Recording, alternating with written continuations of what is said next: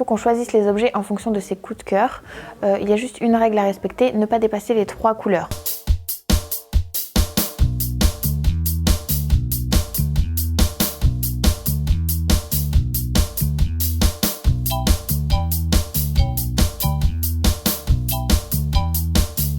Bonjour Caroline, bonjour les filles. Tu es la directrice de la boutique chez La Petite Bordelaise, située à Bordeaux, boutique spécialisée en décoration intérieure. Aujourd'hui, je te propose de répondre à la question de Jessica, 29 ans, qui souhaite savoir quels sont les indispensables pour une décoration intérieure. Alors, bonjour Corinne. Les indispensables pour une décoration intérieure, cette année, je dirais des vases. Tout simplement parce que ça vous habille soit un coin de mur assez vide, soit une table basse, soit encore un buffet. Ensuite, en indispensable, je dirais aussi tout ce qui est, on repart sur le textile, les coussins. Voilà, on habille son canapé, on ne positionne pas son canapé comme ça au milieu du séjour sans le personnaliser. Un petit plaid qui dépasse, voilà, un coussin un peu déstructuré, des choses comme ça. Qu'est-ce que tu pourrais dire pour nous rassurer? Peut-être si on n'y connaît rien en décoration, ça peut nous paraître un chantier énorme quand on arrive voilà, dans un nouvel environnement. Pour toi, dont c'est le métier et c'est quelque chose de facile, quel est le bon réflexe à avoir pour commencer sa déco et être sûr qu'elle va être réussie à tous les coups? Alors le bon réflexe déjà, tout premier, c'est de se faire confiance. Parce qu'il faut qu'on choisisse les objets en fonction de ses coups de cœur. Il y a juste une règle à respecter, ne pas dépasser les 3 couleurs. Ça peut être en nuancier, des gris clairs, des gris foncés, ce que je considère comme une seule couleur.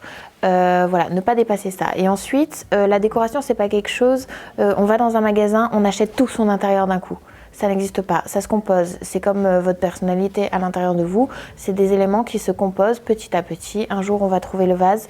L'autre jour, on va trouver le plaid. Encore un autre, on va trouver un beau miroir. Et c'est comme ça que vous allez avoir vraiment une déco qui vous ressemble et qui sera très travaillée.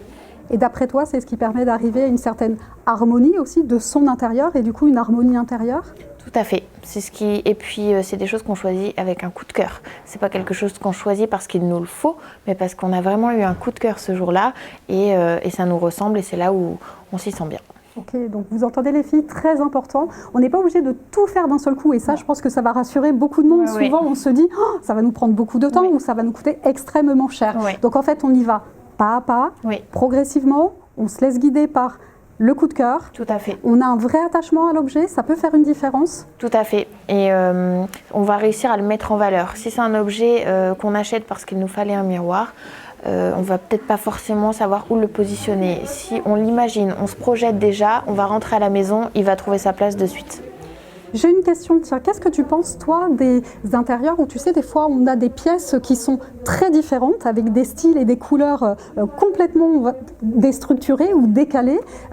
Comment redonner peut-être une dimension plus harmonieuse à un espace et donner peut-être cette vision d'ensemble, même si on a envie d'avoir des styles différents dans chaque pièce? Je pense qu'on peut jouer sur les couleurs au niveau des accessoires, mais il faut rester quand même assez sobre sur les couleurs des murs. Ça peut être assez angoissant d'avoir des couleurs très punchy.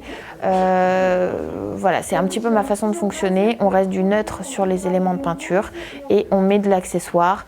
Voilà, des petites boîtes de rangement si on a envie de rouge, un petit peu de rouge.